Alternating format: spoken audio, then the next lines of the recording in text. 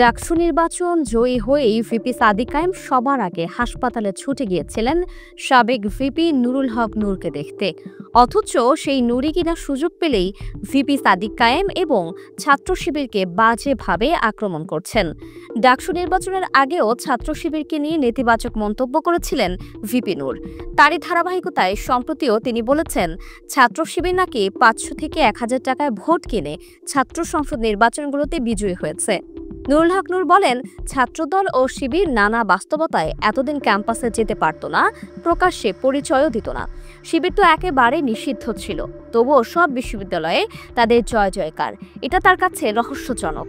ঢাকা, চট্টগ্রাম, রাজশাহী ও জাহাঙ্গীরনগর এই ৪টি বিশ্ববিদ্যালয়ে শিবিরের একেবারে ভূমিধস বিজয় হয়েছে। সবাই জানে স্বতন্ত্ররা যারা জিতছে তারাও শিবিরের নেক্সাসের।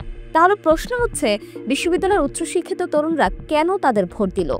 নুরুল হক নূর জানান, তার বিশ্লেষণে শিবিরের এই সাফল্যের পেছনে কাজ করছে তাদের ওয়েলফেয়ার বেসড পলিটিক্স বা কল্যাণ ভিত্তিক রাজনীতি।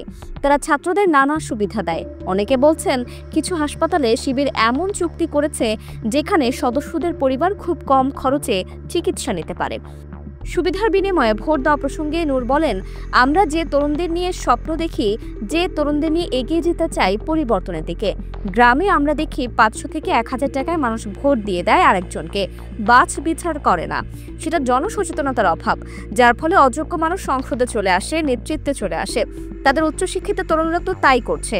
এদিকে নূরের বক্তব্যের প্রতিক্রিয়ায় ভিপি সাদিক কায়েম কিছু না বললেও এ বিষয়ে সামাজিক যোগাযোগ মাধ্যমে পোস্ট করেছেন ছাত্র শিবিরের সেক্রেটারি নুরুল ইসলাম সাদ্দাম।